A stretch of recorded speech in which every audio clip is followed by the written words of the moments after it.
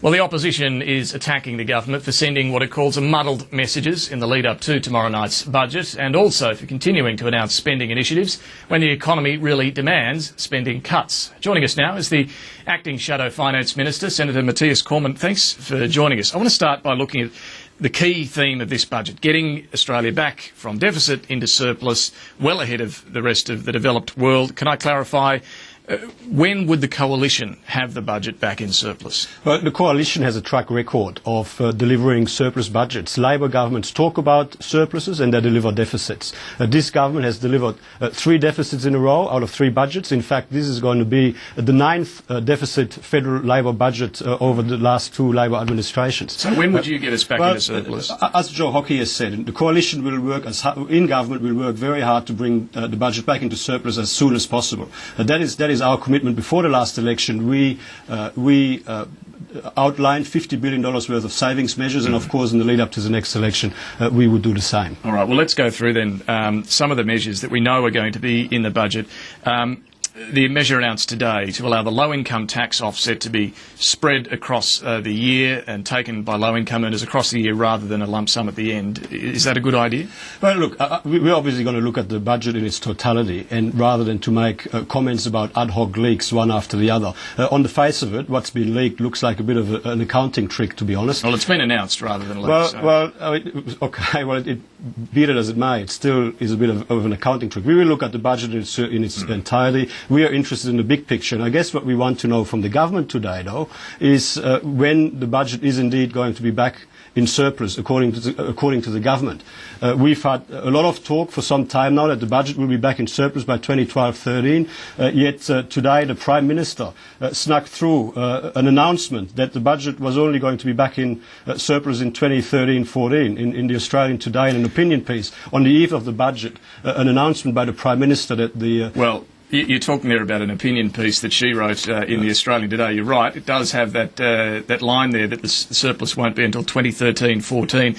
Are you sure that's not just a typo, though? I mean, it's pretty clear the government's been saying 2012-13. We are here on the eve of the budget, and the Prime Minister makes a statement in a major national newspaper and announces that the budget will not be in surplus until 2013-14. So either this is a major stuff-up, and the Prime Minister needs to clarify this today, or this is another budget leak, this is another pre-budget leak with the government trying to soften us up through the back door. Or it's a typo.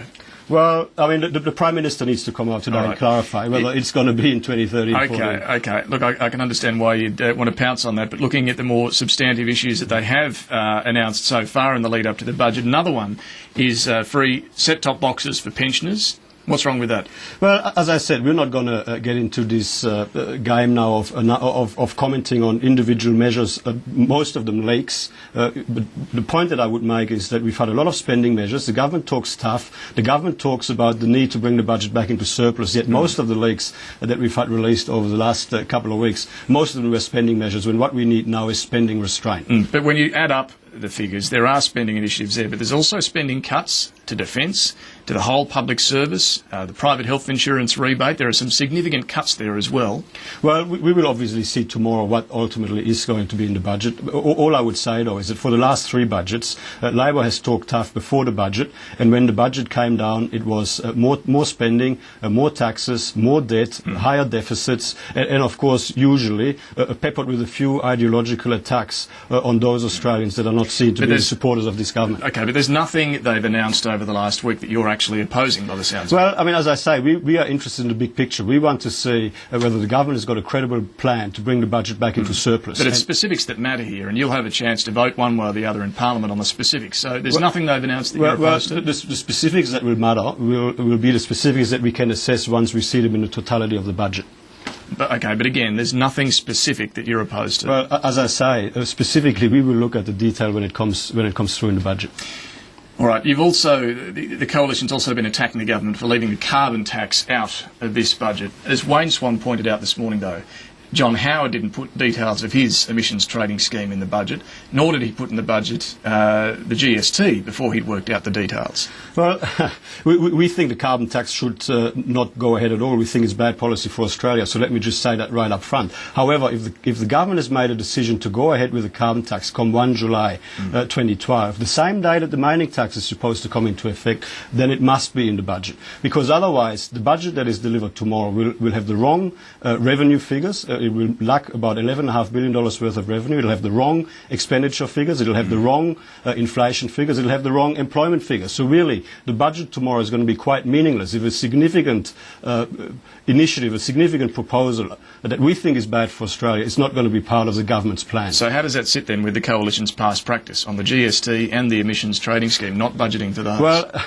I mean, the emissions trading scheme was in policy prior to the last federal budget of the Howard government. I think you'll find that there were some announcements in the lead up to the 2007 election with a lot of provisos around international action. I mean, even the government's own carbon pollution reduction scheme in the past Parliament was based on an assumption that the United States would have an emissions trading scheme by 2010, that China would have an emissions trading scheme by 2015. All things we now know are not going to happen. So, I mean, the government has made a decision to introduce a carbon tax effective 1 July 2012. There can only be two reasons why they're not going to put the detail into the budget.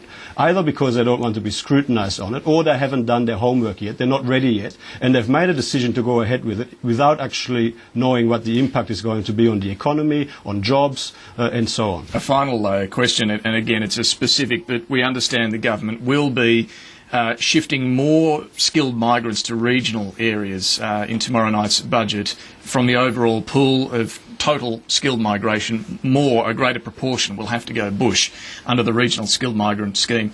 You're from Western Australia. You know the skills shortage problems that regions are facing. Is this a good idea? We think that anything that can better match up workers with where the jobs are is a good thing. So from that point of view, obviously I'm not the shadow for that particular area, so I'm not going to get into the detail now. However, anything that increases workforce participation, anything that better matches up skilled labour with demand for skilled labour, obviously is going to be a good thing. Senator Matthias Cormann, good to talk to you. Thanks for joining us.